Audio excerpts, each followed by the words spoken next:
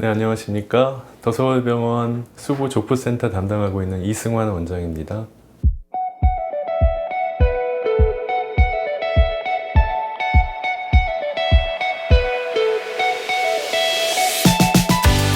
네, 아킬레스건이라고 하는 것은 누구나 이 발 뒤꿈치 쪽에서 잘 만져지는 힘줄이 되겠는데요. 이 모형을 보고 설명을 드리면 이 종아리 근육과 이 아래쪽에 있는 발 뒤꿈치 뼈를 연결해주는 이 하얀 부분, 이것이 아킬레스건이 되겠습니다. 아킬레스건은 우리 신체에서 가장 두껍고 또 강한 힘을 내는 그런 중요한 힘줄이고요. 실제로 우리가 보행을 하거나 달리기 하거나 혹은 점프를 하거나 여러 가지 활동을 하는 과정에서 많게는 체중의 4-5배에 달하는 순간적인 하중이 걸리기도 하기 때문에 이런 강한 힘에 견딜 수 있게 이렇게 튼튼하게 만들어져 있는 그런 힘줄이라고 말씀드릴 수 있습니다.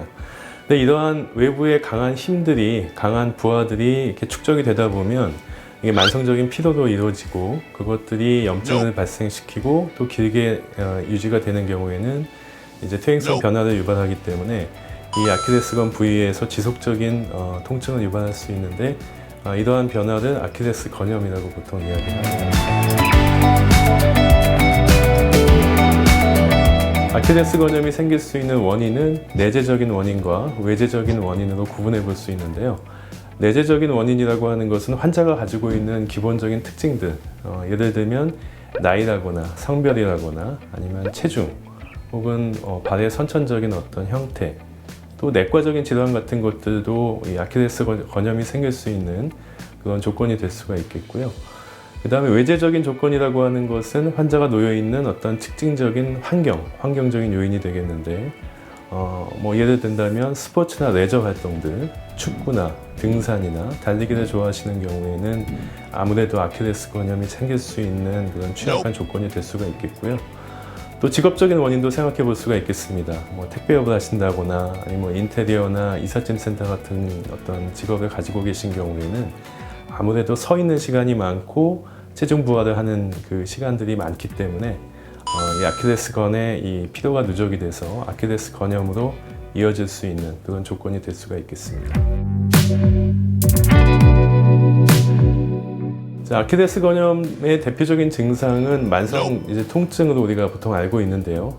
근데 통증 이전에 사실 초기에 아킬레스 건염에서 나타나는 증상은 발목이 이렇게 뻑뻑한 느낌을 가지실 수 있습니다. 처음 일어나서 활동을 할 때나 오래 앉아 있다가 일어나서 이제 활동을 시작을 할 때 발목 중심으로 해서 무겁고 뻑뻑한 느낌을 느끼시는 경우가 있는데 이게 아킬레스 건염의 가장 초기에 나타나는 증상이라고 할 수 있고요. 이것이 조금 더 진행을 하게 되면 이제 활동을 했을 때 발 뒤꿈치에 나타나는 통증의 양상을 보이게 되고 더 진행을 하게 되면은 큰 활동이나 어떤 그 액티비티를 하지 않아도 이 발 뒤꿈치가 무겁고 뻑뻑하고 이렇게 뻐근한 그런 느낌을 가지실 수가 있습니다. 그리고 더 나아가서 이런 증상들이 누적이 됐는데 적절한 관리를 하지 못한다고 한다면은 이제 어느 순간에는 외부의 어떤 충격이 가해졌을 때 이 아킬레스건의 이런 진행된 이런 피로감에 외부 충격이 더해져서 아킬레스건의 파열로 이어지는 경우도 있습니다. 이렇게 진행할 수 있다는 것도 염두에 두셔야겠습니다. 네, 아킬레스 건염에는 크게 두 가지 형태가 있습니다. 모형을 보면서 설명을 드리겠습니다. 자, 이 모형을 보시게 되면 아킬레스 건염에는 이 아킬레스건의 이 중심부에 발생하는 아킬레스 건염이 있고 아킬레스건이 발 뒤꿈치뼈하고 연결되는 이 부착부에 발생하는 아킬레스 건염이 있습니다. 그래서 이 부위에 발생하는 아킬레스 건염을 비부착부 건염이라고 하고 이 부착부에 발생하는 아킬레스 건염은 부착부 건염이라고 보통 이야기합니다. 이 두 가지가 원인이나 관리 방법이나 예후 같은 것들이 조금 차이가 있기 때문에 구분하실 필요가 있는데요. 비부착부 건염, 즉 아킬레스건의 중심부에 발생하는 건염은 주로 과도한 활동, 스포츠나 레저 활동을 통해서 누적된 피로 때문에 생기는 경우가 많이 있고 젊은 층에게서 특히 또 많이 발생하는 경향이 있습니다. 그래서 아킬레스건을 만졌을 때 이렇게 두툼하게 부어있는 양상을 보이기도 하고요. 이런 형태가 이제 비부착부 건염의 특징이 되겠고 부착부 건염이라고 하는 것은 항상 그런 것은 아니지만 외부적인 어떤 선행 요인 없이 중년 이후에 보통 과체중인 경우에 이렇게 특별한 선행 이유 없이 건염이 발생하기도 합니다. 부착부 건염 같은 경우에는 이 외래에 오셔가지고 본인이 어떤 스포츠나 레저 활동을 과하게 하지도 않고 서서 하는 직업에 종사하지도 않는데 왜 이 아킬레스 건염이 생기는지 의아해하시는 분들이 계세요. 근데 대부분의 경우는 이 중년 이후에 체중이 좀 과체중이거나 비만하신 분들께서 특별한 선행 이유 없이 생기는 경우들이 있습니다. 그렇기 때문에 부착부 건염 같은 경우에는 그런 원인이 딱히 발견이 되지 않더라도 아킬레스 건염이 생길 수 있다라고 하는 것을 일단 알고는 계셔야 될 것 같습니다.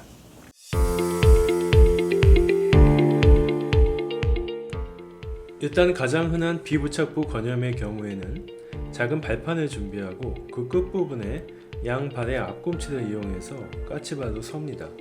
그 상태에서 운동을 하고자 하는 발의 앞꿈치에 체중을 싣고 반대쪽 발을 발판에서 살짝 뗀 다음 서서히 체중을 실어서 발 뒤꿈치가 발판 아래까지 내려가게 천천히 움직입니다. 완전히 몸을 내린 상태가 되면 다시 반대쪽 발로 체중을 옮긴 다음 반대쪽 발의 힘을 이용해서 몸을 위로 끌어올립니다. 이렇게 다시 자세를 만든 다음 체중을 다시 운동하고자 하는 쪽으로 옮기고 앞의 과정을 반복하면서 운동을 되풀이합니다. 한 번에 이 동작을 15회 반복하고 이를 아침, 점심, 저녁 3사이클 시행하시면 되겠습니다.